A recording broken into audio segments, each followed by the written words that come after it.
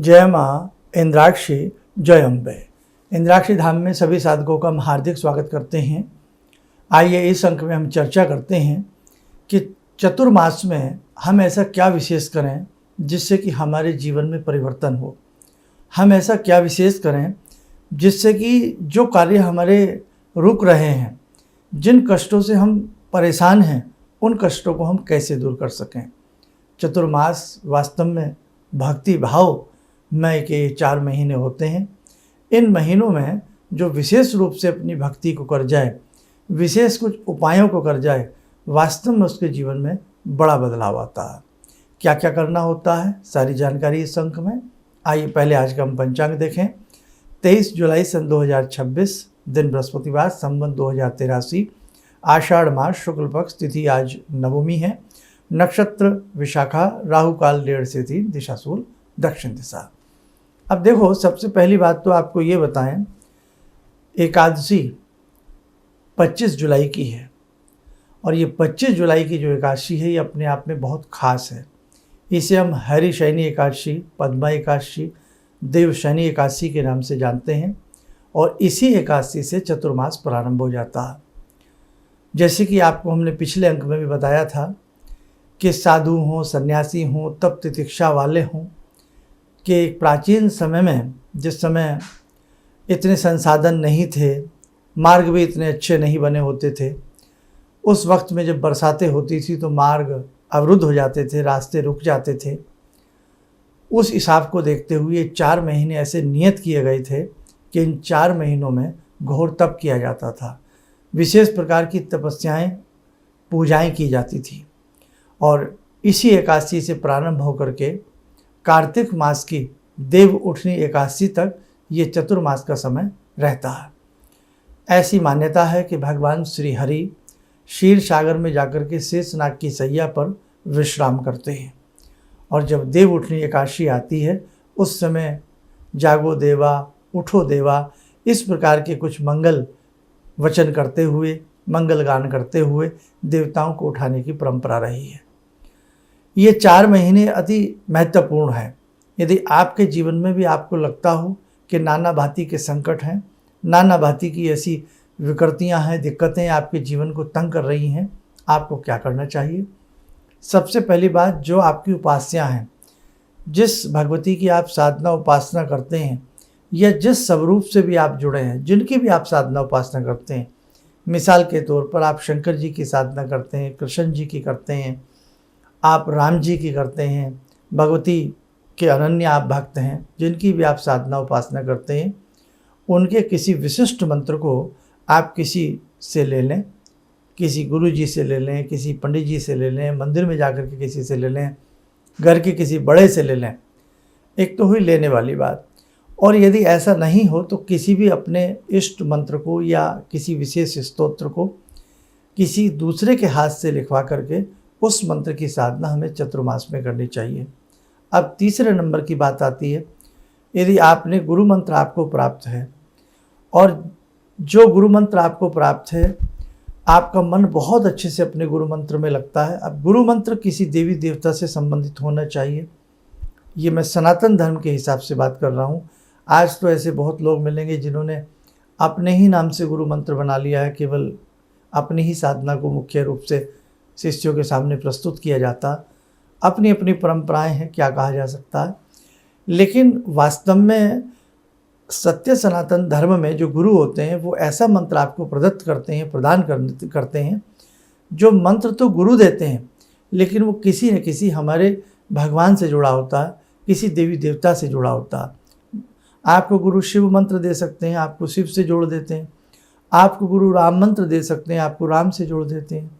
आपको गुरु भगवती का कोई मंत्र देते हैं, आपको जगत जननी जगदम्बा से आपको गुरु जोड़ देते हैं। गुरु जोड़ने का कार्य करता है। गुरु जब किसी महाशक्ति से आपको जोड़ता है, गुरु स्वयं एक महाशक्ति होती है और एक महाशक्ति जब किसी दूसरी विराट महाशक्ति से आपको जोड़ती है ना, आपके जीवन में एक बहुत बड़ा परिवर्तन आता है। 2 शक्तियों का शुभ आशीष आपको एक साथ प्राप्त होता है, गुरु का और एक उस महाशक्ति का, जिस महाशक्ति की उपासना करने की आपको राय दी जाती है। तो गुरु और शिष्य का नाता वास्तव में अपरंपार होता है, अनमोल होता है। इसलिए हमें अपने जीवन में गुरु दीक्षा भी लेनी चाहिए और हमें अपने गुरु की शरण में रहना भी चाहिए। उसी बात को बीच में एक बात बता देता हूँ। 29 जुलाई की गुरु पूर्णिमा है, तो बहुत साधक इंद्राक्षी धाम में आकर के विशेष रूप से गुरुदेव से आशीर्वाद चाहते हैं, विशेष रूप से गुरु की शरणागत होना चाहते हैं, गुरु दीक्षा चाहते हैं, या विशेष प्रकार से गुरु की भक्ति करना चाहते हैं और जीवन के कारकंटक दूर करना चाहते हैं। तो वो 29 जुलाई के लिए अपना नाम नंबर इंद्राक्षी धाम में नोट करा दें और टाइमली वो आने का प्रयास करें। अब अपने सब्जेक्ट पर आते हैं। बात चल रही है कि हमें जिस रूप में भी हमें कहीं से जोड़ा गया है या हम जुड़े हैं, तो अब हमें क्या करना है। 29 जुलाई को तो गुरु परंपरा के हिसाब से गुरु का पूजन हम करेंगे ही करेंगे, चाहे घर में रह करके करें, गुरुधाम जा करके करें। लेकिन 23, जैसे कि आज 23 तारीख है, बीच में अब बहुत कम समय बचा है। 25 जुलाई की हरिशयनी देवशयनी एकादशी है, ठीक है। तो हमें देवशयनी एकादशी से ये उपाय शुरू करना है जो आपको मैं बताने जा रहा हूँ। चातुर्मास उस दिन से प्रारंभ हो जाएगा। तो जिस उपास्य की साधना से हम जुड़े हैं, रुद्राक्षी माला से आप 5 माला या 11 माला आप उनके विशेष मंत्र की करना प्रारंभ कर दीजिएगा। पूरे के पूरे चातुर्मास प्रयास करें कि नागा ना पड़े, बीच में कोई दिन छूटे ना। तो पूरे के पूरे आपने ये समय, पूरे चतुर्मास में आपको अपने उस इष्ट उपास्य मंत्र की 11 माला, या अगर कम हो सकती हैं तो 7 माला मिनिमम आप करिएगा पूरे चतुर्मास। और उसी के साथ साथ आप एक काम और करिएगा, जिस देवी देवता का वो मंत्र है, उसी देवी देवता के मंत्र से संबंधित कोई उनका स्तोत्र हो, पाठ हो। मिसाल के तौर पे आप जगत जननी जगदम्बा का आपको कोई मंत्र दिया गया है, तो आपने क्या करना है, जैसे जगत जननी जगदम्बा का आप नवारण मंत्र की माला करेंगे, 7 करें, 11 करें या फिर 9 करें, इससे नीचे नहीं। पूरे चतुर्मास एक समय बना लीजिएगा, सुबह का, शाम का, दोपहर का, कोई भी समय। और उसी के साथ साथ भगवती जगत जननी जगदम्बा से संबंधित उनका कोई स्तोत्र। इस स्तोत्र में जैसे क्या हो सकता है, श्री दिव्य अथर्व शीर्षम हो सकता है। आप शिव भक्ति कर रहे हैं तो भगवान शिव के तो अनेकों स्तोत्र हैं, उसमें से किसी एक स्तोत्र का पाठ आप अवश्य रोज प्रतिदिन के हिसाब से कवच का या स्तोत्र का पाठ करिए। इंद्राक्षी स्तोत्र या कवच का पाठ प्रतिदिन करिए जो भगवती जगत जननी जगदम्बा से जुड़े हुए हैं। दुर्गा कवच का पाठ कर सकते हैं, सिद्ध कुंजी का कर सकते हैं। दुर्गा जी के ऊपर तो विपुल साहित्य है, विपुल भंडार है, इतने स्तोत्र हैं, इतने कवच हैं, इतने मंत्र हैं कि आप पूछिएगा मत। तो आप किसी न किसी ऐसी साधना से चतुर्मास में आप पूर्ण रूपेण सात्विक रूप से विहार करते हुए, अपनी इंद्रियों को वश में करते हुए और अपने भाव को वश में करते हुए निर्मल मन से, स्वच्छ मन से आप अपनी साधना को करें। और इसमें ऐसा नहीं है कि बहुत प्रतिबंधित आपको है, आपसे जितने नियम निभ सकें उतना आप निभाएं। बस इसमें ये प्रयास करें कि इन 4 जो समय है ये चतुर्मास का, इसमें आप नॉनवेज कतई ना लें, ना किसी तरह का ऐसी चीज़ों को हाथ लगावें, ना नॉनवेज बिल्कुल भी ना लें, और शुद्ध आहार लें, अच्छा विहार रखें और उसके हिसाब से फिर आप अपनी साधना को करें। इन्हीं समय में आप भंडारे करें, जैसे चींटियों का भंडारा हम बताते हैं, पक्षियों का भंडारा हम बताते हैं। भंडारा इन द सेंस पक्षियों को उनके संबंधित दाना आदि डालते रहें। इस पूरे चतुर्मास में आप चींटियों की सेवा करते रहें। बरसात के दिन होते हैं, अन्न उस प्रकार से उनको कमी हो जाती है, इसीलिए चींटियां बरसात से पहले, बिफोर बरसात, वो क्या करती हैं, छोटे छोटे गेहूं के कण के दाने, अनाज के दाने उठा करके, आपने देखा होगा, कतारबद्ध होकर के अपने बिलों की तरफ चलती हैं।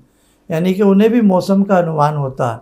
देखो कि मौसम जिस वर्ष में हमें चींटियां ज़्यादा अपने डिंब, अंडे ले जाती हुई दिखाई दें, या ज़्यादा अन्न के दाने हमें ले जाती हुई दिखाई दें, तो ये पूरा आजमाया हुआ बात है, उस वर्ष बरसात बहुत होती है। ये अक्सर देखा गया है।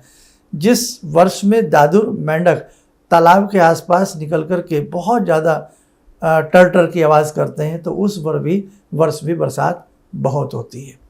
बहुत सारे ऐसे हमारे बुज़ुर्ग पुराने हुआ करते थे जो इन्हीं संकेतों के आधार पर भविष्य को पढ़ दिया करते थे। अब हम उन चींटियों के निमित्त भंडारा करें, पक्षियों के निमित्त दाना डालते रहें इस चतुर्मास में, और गौ माता की सेवा तो हमारा परम कर्तव्य बनता है, हमारा परम धर्म बनता है। जहाँ आपको गाय के ऊपर कुछ इस प्रकार से दिखे कि भाई बरसाते हैं, ऐसी भी गौशालाएँ आपको मिलेंगी कि साबुन में कीचड़ भर जाता है, पानी भर जाता है, आधे आधे पाँव तक उनके पानी और कीचड़ आ जाता है, वहाँ आपको सेवा देनी चाहिए। यही ना हो कि केवल मात्र एक रोटी गाय को खिलाई और हम अपना पीछा सा छुड़ा करके आ गए। जो भी वहाँ के प्रबंधक हैं उन्हें हम उनसे मिलना चाहिए, जो हमसे बन सकता है उस सेवा के निमित्त हमें करना चाहिए। ज़रा सोचो हम पूरी रात भर कैसे कीचड़ में खड़े रह सकते हैं। इसलिए ध्यान रखना, ये बातें बिल्कुल प्रैक्टिकली आधार पर कह रहा हूँ। आए दिन ऐसी वीडियो आती हैं, अनेकों गौशालाओं की ऐसी वीडियो आती हैं, अनेकों स्थानों की ऐसी वीडियो आती हैं कि बड़ा बेचारी बहुत ही निर्मम तरीके से, मतलब क्या कहें, करुणामय स्थिति उनकी हो जाती है जहाँ वो रहती हैं। सभी स्थानों पर ऐसा नहीं होता है, पाँचों उंगलियां एक साथ नहीं होती हैं, लेकिन जहाँ ऐसा है और वहाँ आपको लगता है कोई व्यवस्था हमें करनी चाहिए, जो सहयोग हमें करना चाहिए वो हमें करना चाहिए। देखो बेटे, ये चतुर्मास के ऐसा समय है, आप माने न माने, आज भी ऐसे सिद्ध पुरुष हैं, आज भी ऐसे सिद्ध तपस्वी हैं, आज भी ऐसे सिद्ध योगी हैं जिनके बल पर ये धरती टिकी हुई है, जिनकी साधना पर यह धरती टिकी हुई है, जिनकी साधना आराधना पर आज संसार में गति है। पहाड़ों में, कंदराओं में, गुफाओं में आज भी सूक्ष्म रूप से, सूक्ष्म प्रणाली से, रीतियों से कोई सूक्ष्म शरीर धारण करके, कोई कारण शरीर धारण करके ऋषि मुनि तप और तितिक्षाओं में लगे हुए हैं।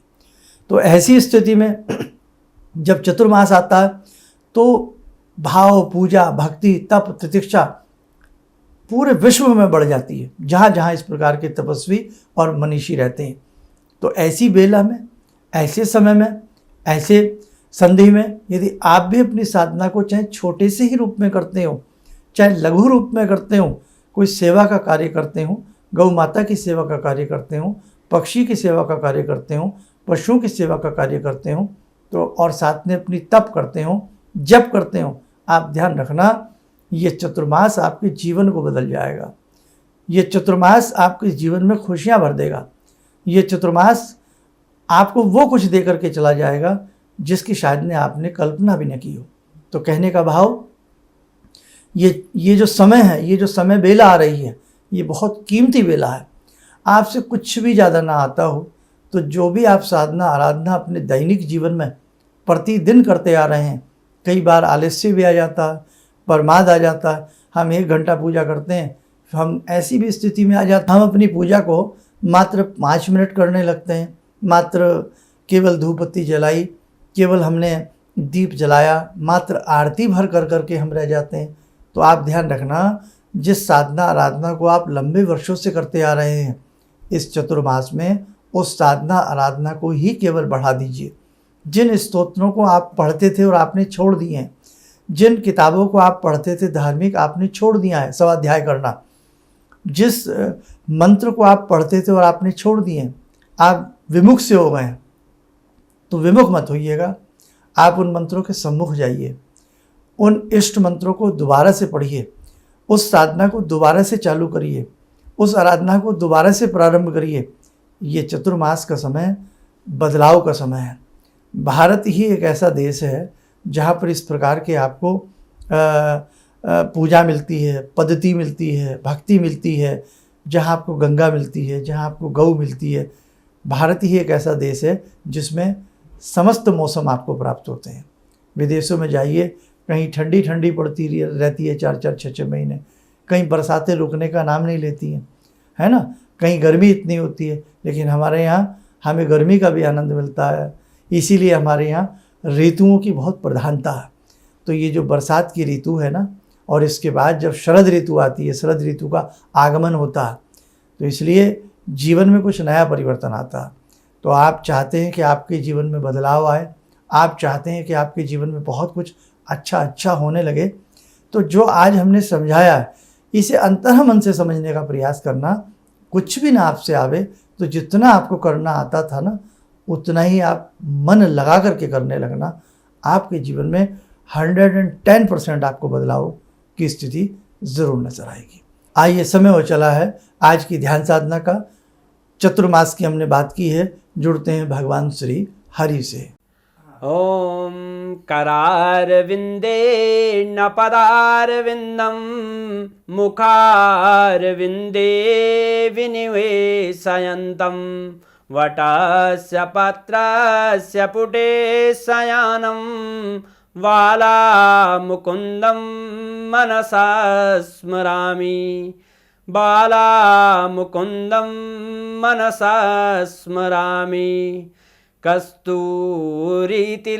ललाटपटले वक्षस्थले कौस्तुभं नासाग्रे वरमौक्तिकं करतले वेणुकरे कङ्कणं सर्वाङ्गे हरिचन्दनं सुललितं कण्ठे च मुक्तावले गोपास्ति परिवेष्टितो विजयते गोपालचूडामणि शान्ताकारं भुजगशयनं पद्मनाभं सुरेशं विश्वाधारं गगनसदृशं मेघवर्णं शुभांगं लक्ष्मीकान्तं कमलनयनं योगवृद्ध्यानगम्यं वन्दे विष्णुं भवभयहरं सर्वलोकैकनाथं। कवच बना लें, ध्यान करें भगवान श्री पुरुषोत्तम मन नारायण की हम सबके ऊपर विशेष कृपा बरस रही है।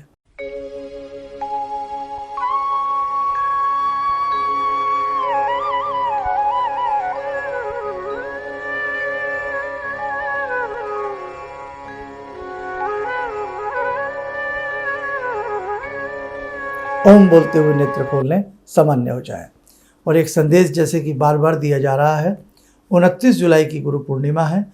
गुरु पूर्णिमा में इंद्राक्षी धाम में विशेष गुरु भगवान का पूजन होने जा रहा है। महर्षि वेद व्यास जी का विशेष पूजन होने जा रहा है, इसलिए इसको व्यास पूर्णिमा भी कहा जाता। तो जो साधक इस पूर्णिमा के विशेष अवसर पर गुरु भगवान की सनिधि चाहते हैं, उनका शुभ आशीष स्नेह चाहते हैं, तो वो इस साधना में ज़रूर भाग लें। उसके लिए आप अपना नाम नंबर लिखवा दें और ये साधना करीब करीब सुबह 10 और 10:30 बजे के समय में प्रारंभ हो जाएगी। चलिएगा, आप सब लोग स्वस्थ रहें, सुखी रहें। इन्हीं शुभकामनाओं के साथ हम अपनी वाणी को विराम देते हैं। जय जय अम्बे। किसी भी समस्या के समाधान के लिए मिले प्रसिद्ध हस्तरेखा एवं वास्तु विशेषज्ञ प्रोफेसर धर्मेंद्र शर्मा जी से। नोट: शिविर में भाग लेने हेतु एवं व्यक्तिगत रूप से मिलने के लिए कॉल करने का समय सुबह 10 बजे से शाम 6 बजे तक। हमारे विभिन्न ज्ञानवर्धक कार्यक्रम देखने के लिए आप हमें अभी सब्सक्राइब करें, बेल आइकन को प्रेस करें ताकि आप देख सकें हमारा कार्यक्रम सबसे पहले। और अधिक जानकारी के लिए फेसबुक पेज को लाइक करना न भूलें।